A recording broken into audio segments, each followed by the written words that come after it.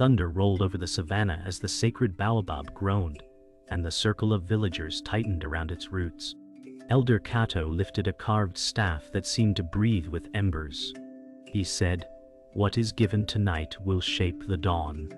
Io stepped closer, heart pounding against the storm, and whispered, "Your hands are shaking." Kato smiled with sorrow and answered, "A river trembles before a waterfall."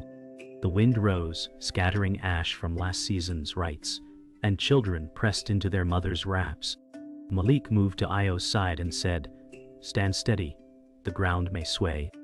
Lightning split the sky and the tree bark hissed like iron in water. Kato's eyes found Io, heavy with worlds she could not name, and he breathed, "Take what I cannot carry." The staff flared, a hush fell, and the air smelled of rain and old incense. Dust spiraled upward, as if ancestors were climbing home. Kato sagged forward, and Io caught his hand. He said, "Power walks with its shadow," and his breath fled into the storm. Silence slammed shut, and the village felt smaller than a heartbeat. The storm limped into the hills and left the village tasting of ash and wet earth. Io knelt in the mud with the dim staff across her lap and breathed like someone learning air again. Whispers crept through the crowd and braided themselves into fear. Someone said the tree has spoken, and sandals shuffled away from her shadow. Malik planted himself between her and the murmurs. He said, "No one lays a hand on her." The staff flickered, a heartbeat under wood, and Io flinched as if it had teeth. She whispered, "If this is a path, it is paved with thorns." Malik answered, "Then we walk it with souls like stone." The elder's hut sighed in the cooling wind, and smoke trailed a thin line into the paling sky.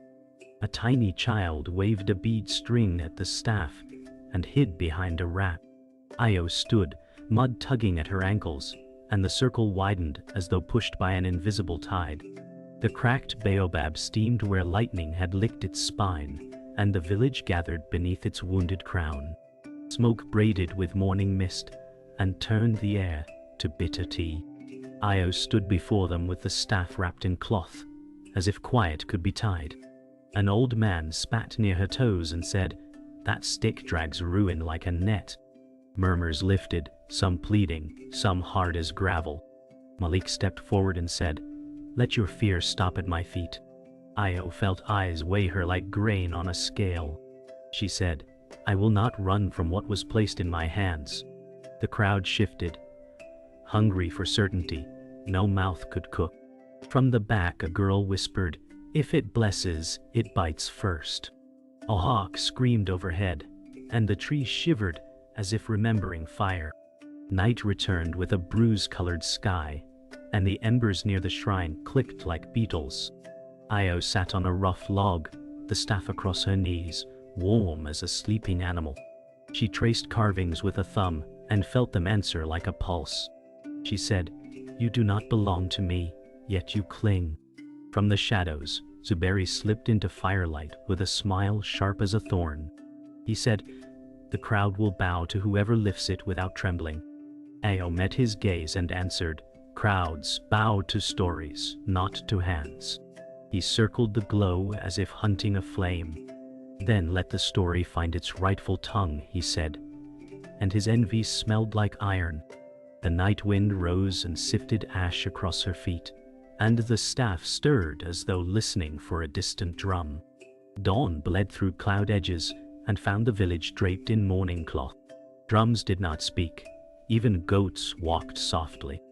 Io stood apart with the staff unwrapped, its glow faint as a kept secret. Malik approached with a jaw set for trouble. He said, "Stand with us, not within their fear." She whispered, "I carry a door I cannot close." The crowd parted as Chief Nia strode forward in measured dignity. She said, "We will keep the rights and feed the hungry, yet we will watch the shadow that walks with light." Io lowered her eyes and felt the earth tilt. The staff answered the sun with a shy pulse.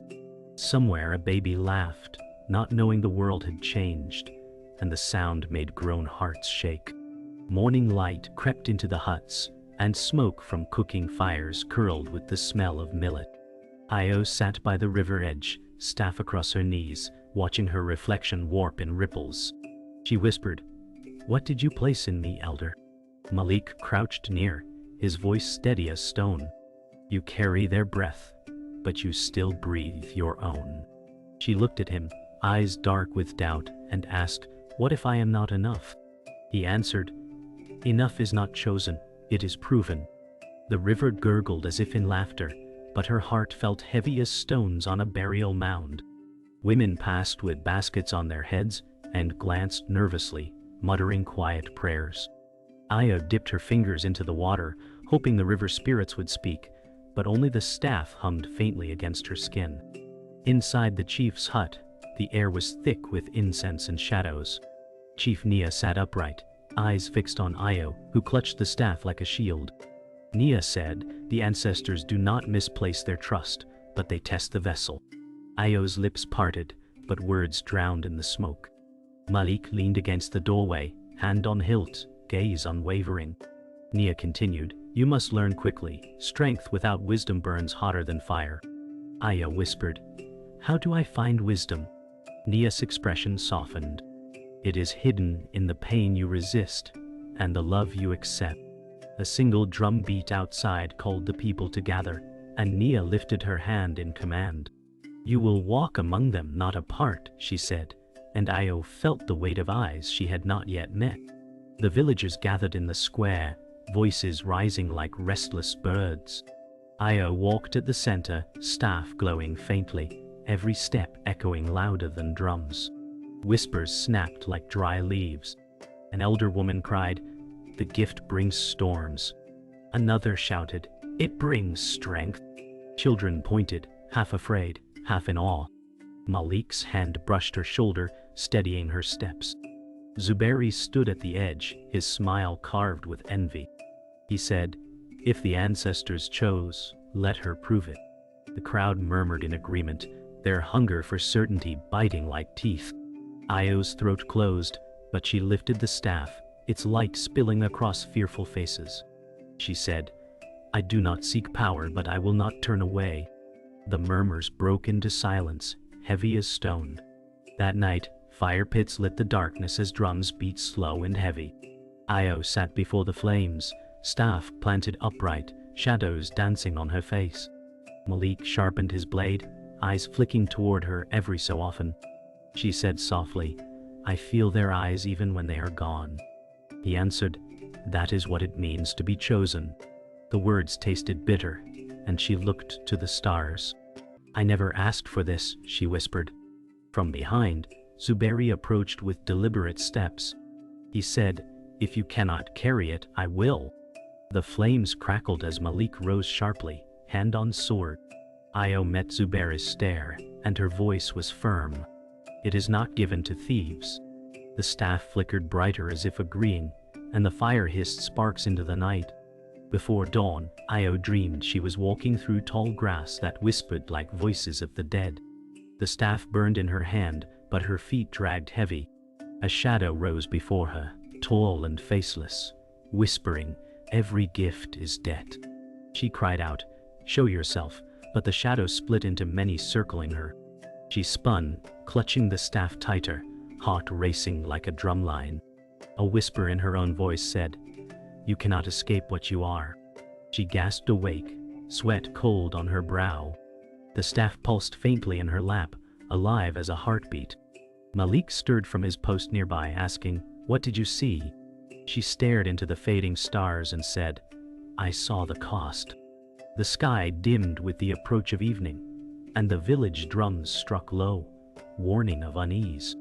Io stood by the cracked Baobab, the staff across her palms, feeling the weight of spirits pressing close. Malik whispered, "Whispers travel faster than birds. They question your right to stand." She answered, "Let them question. Doubt is fire that will either consume me or forge me." Villagers gathered in small clusters, voices sharp as spears. Zuberi appeared with a confident stride, his smile thin. He said, "A leader must be tested. The ancestors demand trial." The words rippled through the crowd like wind through dry grass. Io's chest tightened, but she lifted the staff and declared, If trial comes, I will not flee. My steps are rooted. The crowd hushed, watching the glow flicker across her face as shadows deepened around the tree. Torches flickered as night settled and the council gathered around the fire. Chief Nia sat at the center, her robe heavy with authority. She said the people call for proof, and the ancestors listened through flame. Io stood before her, staff firm in her grip, breath uneven. Malik's gaze was fierce, silently warning anyone who would strike. Zuberi leaned forward, voice oily. If she fails, I will carry what she cannot. The elders exchanged glances, torn between fear and tradition. Io's lips trembled as she spoke. I did not ask for this, yet it was given. If the gift is curse, then let the curse show its face. Silence thickened, broken only by the crackle of fire. Chief Nia lifted her chin. Then at dawn, the trial begins. The words dropped like stones, and the night swallowed hope. At dawn, mist veiled the clearing beyond the village where the trial would be held. Io walked slowly, each step heavy with doubt and defiance. Malik walked close, hand brushing the hilt of his blade. He said, "Your fear is not weakness. It is truth reminding you what you risk." She answered, "Then truth must walk beside me." Villagers trailed behind, murmuring prayers and curses alike. Zuberi strode ahead, chest lifted in pride, savoring the moment. The cracked earth of the trial ground stretched wide, ringed with stones blackened by old fires. Chief Nia stood waiting, staff of judgment in hand, her eyes stern as iron. Io stopped at the circle's edge, lifted her own staff and whispered, "Elder, guide me." The staff pulsed faintly, like a heart ready to break or to rise. The trial began with silence, broken only by the hiss of wind through grass. Chief Nia lifted her staff and said, "Let the spirits witness." Io stepped into the circle, the glow of her staff brightening. Zuberi's eyes gleamed with envy as he called out, "Show us if you are chosen or cursed." Malik's hands tightened on his sword hilt, but he held back. The crowd leaned forward, breaths caught between fear and hunger. Io closed her eyes, letting the hum of the staff sink into her bones. She whispered, "If I fall, let it be before my people, not behind them." The ground trembled faintly, dust rising as if the earth listened. Gasps rang out as the staff flared bright, casting long shadows. Io opened her eyes, steady, unyielding, and the silence broke into cries of awe and fear. The staff's glow swelled until it painted every face in firelight. Villagers staggered back, shielding their eyes, voices clashing in prayer and fear. Io stood at the center, heart racing, but her stance unshaken. Zuberi shouted, "It blinds because it is wrong." Chief Nia silenced him with a sharp gesture, her eyes locked on Io. Malik stepped closer, whispering, "Do not yield." Io lifted the staff high, her voice carrying across the circle. "This power is not mine, it is theirs, and I will not abandon it." The ground cracked at her feet, a fine line splitting stone. The people gasped, torn between worship and terror. Io lowered the staff, light dimming, and silence returned, deeper than before. In that silence, trust was not yet given, but fear had bent to respect. The village seemed quieter after the trial, but silence carried hidden knives. Io sat near the sacred Baobab, its bark scarred and whispering in the night wind. Malik stood nearby, sharpening his blade, his eyes never leaving the shadows. She whispered, "Every gaze weighs heavier than the staff." He answered, "They do not fear you. They fear what the staff awakens." A torch flickered, and Zuberi emerged with a smile too wide. "The ancestors test us all," he said, "but some of us are meant to rise higher." Io felt his words like stones in her chest. She said, "You seek a throne built on ashes." His smirk deepened. "Better ashes than chains." The fire hissed as sparks leapt upward, carrying the tension of betrayal not yet spoken but already burning. The next day, whispers filled the square like insects buzzing in heat. Io walked through the crowd, the staff dim in her hand. Villagers avoided her eyes, some bowing their heads. others spitting into the dust. Malik walked behind, jaw clenched, scanning every face. At the far end, Zuberi spoke loudly to a cluster of young men. "A leader must command loyalty, not fear," he said, pointing toward Io. Murmurs rippled, their eyes following her steps. She stopped, turned, and declared, "Fear does not bind me. It binds you." Zuberi's laugh was sharp. "Then let them choose who they follow." The crowd murmured louder, torn between bloodline and ambition.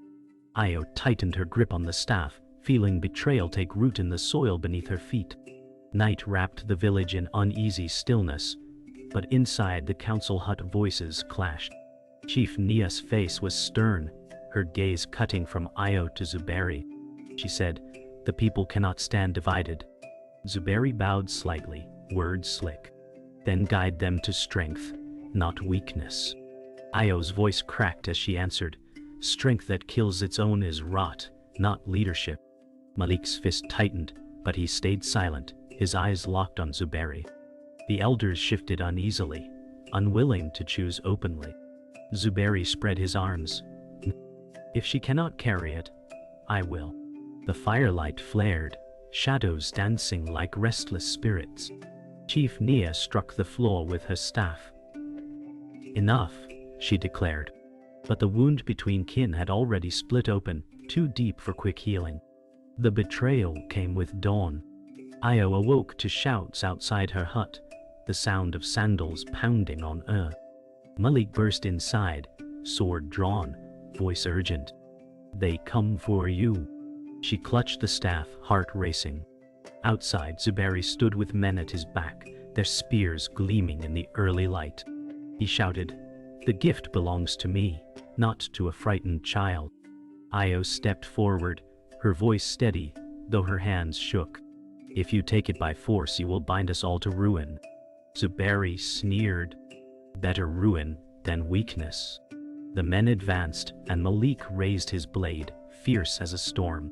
The staff thrummed in her grip, humming like a drum of war. The clash erupted before the sun cleared the horizon. "Hey!" Spears clattered, and Malik's sword rang against metal.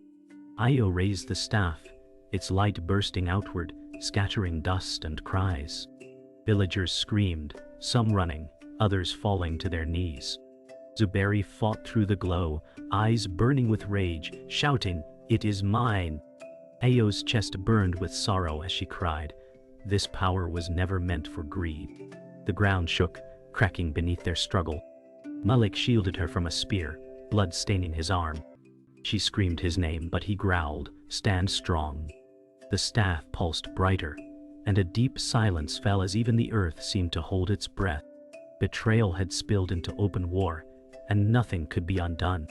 The battlefield smoldered with smoke and broken spears as dawn stretched across the wounded village.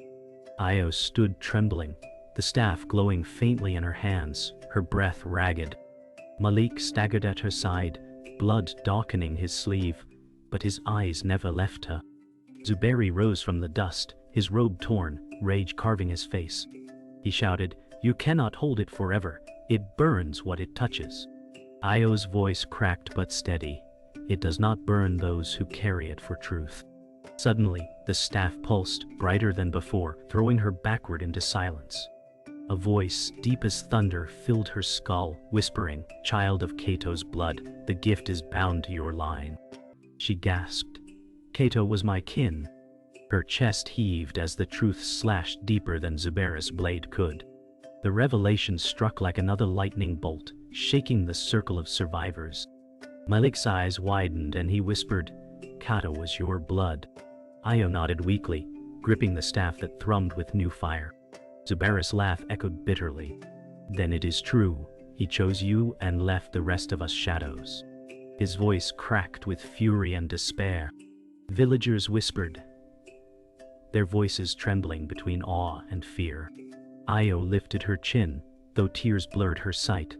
"If I carry his blood, then I carry his duty. This gift is no crown. It is a chain." Malik rested a steadying hand on her shoulder. "Chains can bind or protect," he said. The staff flared again, as if listening to their words, and the villagers bowed their heads, afraid of what they now understood. Later that evening, Io sat alone at the edge of the river, the staff beside her glowing faintly under the moon. Ripples shivered across the surface, and her reflection blurred. She whispered, "You were my grandfather, and you left me with this burden." The wind answered with rustling reeds. Malik approached quietly, his arm bound with cloth, and lowered himself beside her. "Your strength is his gift, but your heart is your own," he said gently. She turned to him, eyes wet. "What if my heart fails?" Malik answered, "Then we stand with you until it beats again." The moon shone across the staff, and faint whispers like ancestral voices drifted from its core. Io closed her eyes, listening, torn between fear and the warmth of unseen hands. In the council hut, tension smoldered hotter than fire. Chief Nia stared long at Io, her voice low but steady. "If you are of Cato's blood, then the ancestors themselves bound you to this gift." Io answered, "It binds me to more than myself. It binds me to them." The villagers shifted uneasily, their eyes darting between Io and Zuberi. He sneered, "Then you will lead us into ruin just as Cato feared." Io's voice cut sharp. "Ruin follows greed, not truth." Malik stepped forward, his voice thunderous. "If she carries the elder's blood, none may deny her." Chief Nia raised her staff, silencing them all. "Then the choice is no longer of men, but of spirits. We will see where they lead her." The hut grew silent, heavy with destiny. That night, Io dreamed again, but this time the dream was clear as waking. She walked through endless savanna, the grass bending in waves like the sea. Ahead, Elder Cato appeared, not frail but strong, his eyes bright as stars. He said, "Child of my blood, I gave you more than a gift. I gave you our unbroken spirit." She cried, "I cannot carry it alone." He smiled gently. "No gift is carried alone. The ancestors walk with you, and so do those still living." She reached for him, but his figure faded into sparks that floated into the staff in her hand. She woke, gasping, the staff glowing bright as dawn. Malik stirred beside the fire, eyes wide at the light. She whispered, "I saw him. He walks with me, still." The air before dawn carried a hush, broken only by the beat of distant drums. Io stood on the trial ground again, the staff glowing brighter than fire, her chest tight with fear and resolve. Malik stepped closer, his voice rough. "This is the storm you must face." She whispered, "Then let it break on me." Zuberi strode into the circle, rage carved across his face, his robe torn but his pride unbroken. He shouted, "You were never worthy. I will take what belongs to me." Io lifted the staff, its light blazing, and answered, "What you crave is not yours to command." Chief Nia raised her judgment staff, declaring, "This ends today. Only one will stand as the bearer." The crowd surged forward, breathless, as the ancestors seemed to lean closer to watch. The battle began with a clash of voices before weapons. Zuberi called out, "See how she trembles, a child playing with fire." His followers jeered, and fear rippled through the crowd. Io's hands shook, but she planted the staff into the earth, its glow pulsing outward. She cried, "This flame is not mine, it is the spirit of all who came before." Malik drew his blade and stepped before her, shouting, "Then they will protect her with steel and blood." Zuberi's men rushed forward, their spears lifted, and the circle erupted in chaos. Chief Nia's staff struck the ground, her voice cutting like iron. "Let the ancestors decide who walks with truth." Sparks shot from Io's staff, burning the dust, and the night cracked open with light and fury. The earth shook as the staff flared brighter, blinding those who pressed close. Malik fought fiercely, his blade singing against steel, but blood trickled down his arm again. Zuberi lunged toward Io, fury in every step, shouting, "Give it to me or watch your people fall." Io raised the staff, the light burning her palms, and shouted back, "This gift is not mine to surrender." Sparks leapt into the air like stars reborn, and the villagers gasped, falling to their knees. Zuberi stumbled but roared louder, driven by greed, his shadow stretching long across the circle. Io's chest burned, her voice breaking, "Grandfather, guide me." The wind rose, whirling dust into a storm that wrapped around the staff, sealing her to its power. The storm thickened, and ancestral voices echoed in every ear. Chief Nia raised her staff high and cried, "Spirits, show your will." A shadowy figure emerged in the storm, towering and faceless, its voice vibrating the earth. "The line of Kato bears the flame," it declared. Io gasped as the figure reached toward her, its touch sinking into the staff. "Ah!" she cried, "I cannot carry this alone." The voice thundered, "You are never alone." Zuberi screamed, striking at the figure, but his blade passed through mist. The spirit turned to him, its words sharp as knives. "Greed rots even the strongest branch." He fell to his knees, covering his ears as the voices crushed him. Io lifted the staff, steady at last, her fear transformed into resolve. The storm broke in a final blaze of light, sending shockwaves through the ground. Villagers cried out, shielding their faces as the dust cleared. Io stood tall at the circle's center, the staff glowing steady, no longer wavering. Malik dropped to one knee, not in defeat but in respect. Chief Nia lowered her staff, her voice trembling. "The ancestors have chosen." Zuberi knelt in the dust, his pride shattered, his voice a whisper. "It should have been me." Io's gaze softened, but her words were firm. "Greed was your master, not the ancestors." The people bowed their heads, some in reverence, others in fear. Io raised the staff high, its glow casting dawn over the broken circle. She whispered to herself, "I will bear it, even if it breaks me." The storm had passed, leaving the village hushed beneath the pale morning sky. Io stood among the people, staff glowing softly like an ember at rest. Malik limped at her side, his eyes steady with pride. Chief Nia's voice carried across the square, "The ancestors have spoken, and the bearer walks among us." Villagers bowed their heads, some with reverence, others with fear. Io's chest ached, but she lifted her chin and whispered, "This power is not mine alone. It belongs to all of us." The staff pulsed faintly, and for the first time, she felt less like a child carrying chains, and more like a bridge between two worlds. Later that day, the villagers gathered at the sacred Baobab, its bark scarred but still standing tall. Children played near its roots, unaware of the weight it carried. Io placed her hand on the tree and whispered, "You held his final breath, now hold mine in trust." Malik said softly, "This village will remember the day you stood when all else broke." Zuberi lingered at the edge, his face dark with regret, yet his pride still chained his tongue. Io turned toward him and said, "The gift cannot be stolen, but the future can still be shared." For a moment, silence bridged them, and the trees swayed gently in the afternoon wind. As the sun dipped low, Chief Nia gathered the people for a feast of healing. Drums throbbed slow, and smoke from roasted grain curled into the sky. Io sat near the fire, the staff resting across her lap like a sleeping child. Villagers approached one by one, placing beads and small gifts at her feet. An elder woman said, "Your strength is ours now." Malik clapped her shoulder and whispered, "Even broken soil grows green again." Io smiled faintly, though her heart still carried sorrow. She raised the staff and declared, "If we are bound by the ancestors, then we are bound to each other." The crowd answered with song, and voices rose like a new dawn. That night, stars spread across the sky like scattered embers.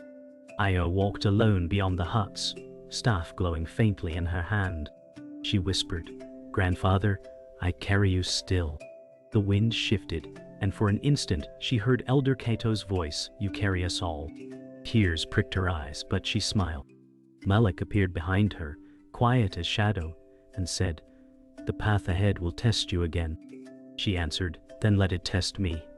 I no longer walk in fear."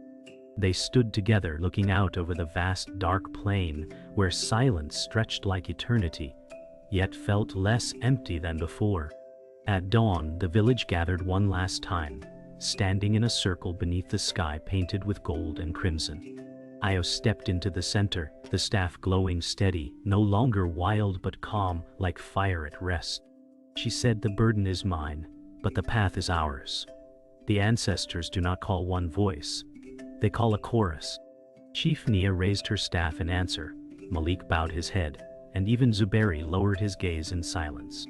The villagers sang softly, their voices weaving with the morning wind. Io lifted her staff high, and its glow touched every face. In that moment, the curse felt less like a chain and more like a covenant.